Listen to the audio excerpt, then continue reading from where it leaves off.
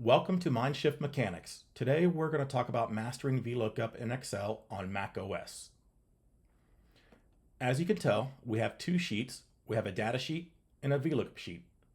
Currently, both sheets have the same information: the category and usage, category and usage.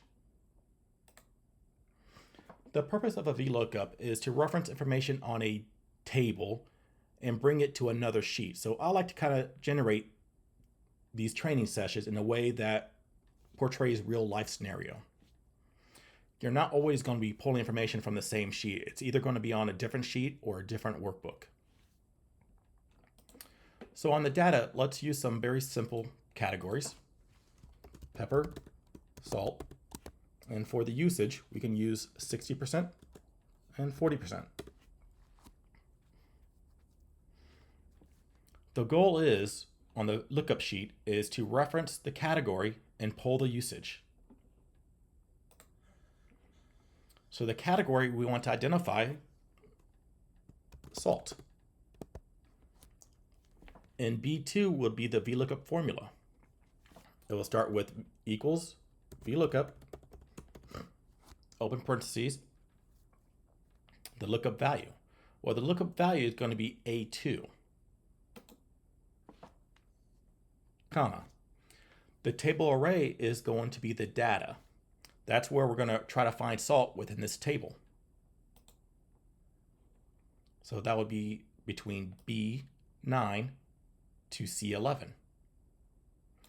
Now it's very important, since we're referencing between B and C, B will be known as column 1, C will be known as column 2. If we would have highlighted between A to C11, column A would be 1, column B would be 2, and column C would be 3. In this case, it's only B to C, comma. The reason why that's important is because now we have to identify the column. And the column is going to be 2 because we're trying to pull the usage. The next question is asking us is, do we want it to be an approximate match or an exact match? I personally have never used an approximate match. I've always used an exact match, which is false. So we type in false. Close the parentheses. As you can tell, salt pulled 40%. Salt, 40%. If we type in pepper, 60%. Pepper is 60%. Let's say if we have nothing here because we forgot to input the information we're trying to reference. It gives us an NA. Well, to be honest, I don't like NAs. So I like to add a little additional information to my formula. So I would go into column B2, in front of VLOOKUP, after the equal sign, I would input if NA, open parentheses, the value of if NA would be the VLOOKUP formula, comma, well, if there's no value in A2, what do we want to see? Well, we could do multiple aspects. Some people might want to say, hey, if there's nothing in A2, leave it blank, which blank would be quotation. Or we can input text to give us a little information on what's going on. And text would be surrounded by quotations.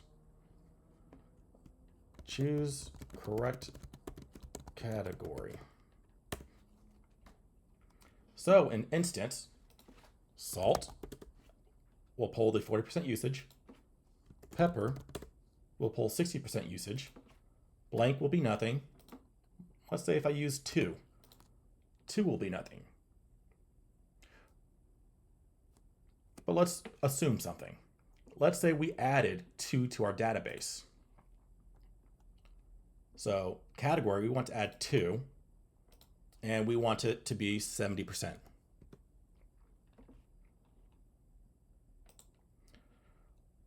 Well, surprisingly, it shows nothing. And the reason why it shows nothing is because when we pulled up the table array, we were only referencing this table. We were excluding row 12. So to fix that, we would go back to the formula, go to the section to modify the table array. And what I normally do is just highlight it, remove it, go back to the table, highlight the revised table array. So that would be B9 to C12, enter. And now 2 is pulling 70%.